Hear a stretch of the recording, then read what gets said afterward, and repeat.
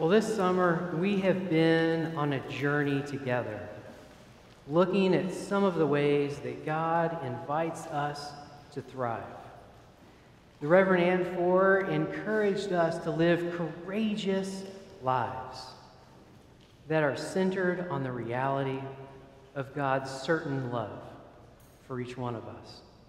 The Reverend Donna Barr reminded us that there are no assigned seats in God's family, that everyone is welcome, and that we should go out of our way to welcome those who our society has left behind. And Dean Carroll compared God's love for us is that with a loving parent who creates a family of belonging for their children. Well, this morning, we're going to pivot, and we are going to begin a new series where we explore together the ways that God inspires us to worship, serve, and grow. One of the most formative pieces of writing that I've ever come across was that our choir sung for us this morning, Psalm 1.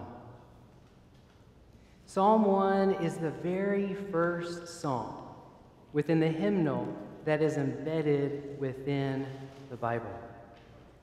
The Psalms were the songs that the Hebrew people sang when they gathered together at synagogue and temple.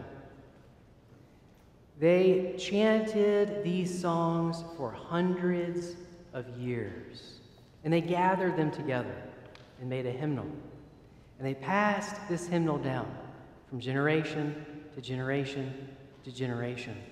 And these songs nourished the faith of the people of God, as they now nourish us too. Well, Psalm 1's place at the very beginning of this collection of hymns is significant.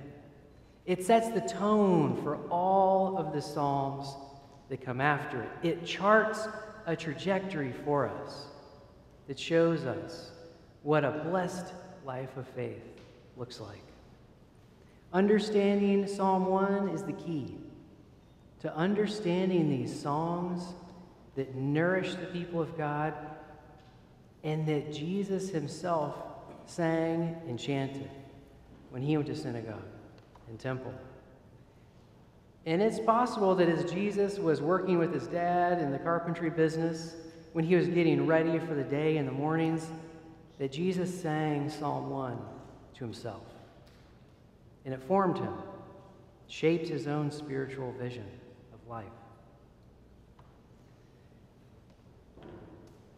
Before we get too deeply into Psalm 1, I want to tell you about an experience that I had a few weeks ago. Lori, Gray, and I went to Santa Fe, New Mexico, and we took a day trip to this small town about 45 minutes away called Abiquiu because we wanted to see and tour Georgia O'Keeffe's home and studio. So Georgia O'Keeffe is a really influential artist, and she took inspiration from the minimalist high desert surrounding Santa Fe. So the scenes that she depicted have sharp lines, flat muted colors, smooth curves. She reduces the scenes to the minimum. Well, as she was there in New Mexico, getting inspiration for her art, she looked for a home, and she found one that sits on a cliff there in Abiquiu.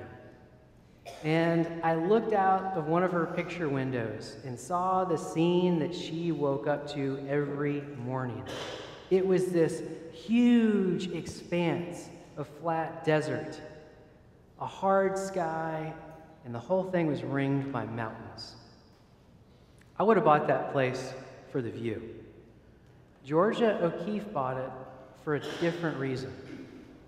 She bought it because it sat right next to an irrigation canal. You see, Georgia O'Keeffe wanted to grow a garden She wanted to have decorative trees, but also she wanted to grow all of her own food. But to do that, it required more water than the clouds would provide. So she needed irrigation. And in New Mexico, they have a unique form of irrigation that we don't find very much in North America. But it was completely common in the ancient Mediterranean. What they do is they dig ditches down through the hard, packed dirt that lead from the mountains and springs and channel water down to their fields. And each person who sits along that canal has a specific time of the week where they can open up this little gate and water flows out and floods their whole garden, gives it life. If I remember right, Georgia O'Keeffe's allotted time was 9 a.m. every Monday morning. So every Monday morning at 9 a.m., Georgia O'Keeffe would go out to her canal. She'd raise that little gate, and water would pour out. And that water provided all the food that Georgia O'Keeffe ate and more. She would feed people who were hungry in her community.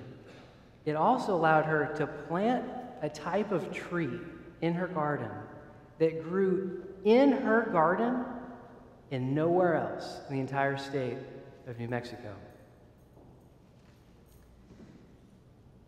This kind of image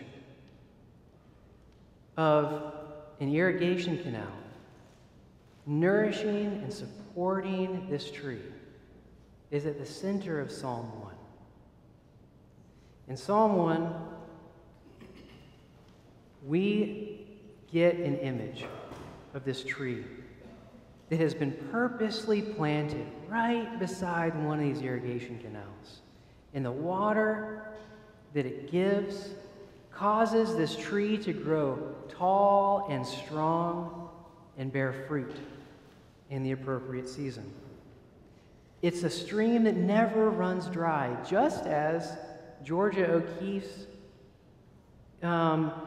irrigation canal never ran dry for her either. But it's a metaphor. It's a metaphor where that irrigation canal and the water it provides represents God's teaching for us. And that tree is you and me as we're nourished by God's teaching. Well, Psalm 1 begins by encouraging us not to pay attention to the noise in this world, which fosters selfishness and violence, but rather it encourages us to pay attention to this world, to detect God's voice within it, so that can nourish us, so we can grow and worship and serve. But the interesting thing to me about that tree, this planted in Psalm 1, is this a fruit tree. It gives the world a gift. In many ways, the fruit that that tree gives is what it receives from that canal. When economists think about the produce that trees and plants give, they often see it as a form of water. For instance, it takes over a gallon of water to produce one little almond. So when a farmer in California ships an almond here to Kentucky, in some sense, what they're doing is shipping a gallon of water over here. The almond is water in a different form. Likewise, our lives are to be God's wisdom in motion. We're not supposed to just receive God's teaching. We're invited to embody it, to pass it along to this world, to offer it as a gift, like that tree with the fruit. And we do this by living within this gospel story of love. You and me are invited to live in such a way that we irrigate this world. Psalm 1 invites us to be both the tree and the water. God is calling you and me to receive God's wisdom, to receive God's teaching, and then to embody it and pass it along. Well, this morning, we've heard God's teaching. How will you this week embody it, live it out, and inspire those around you to worship, serve, and grow in God's goodness? Amen.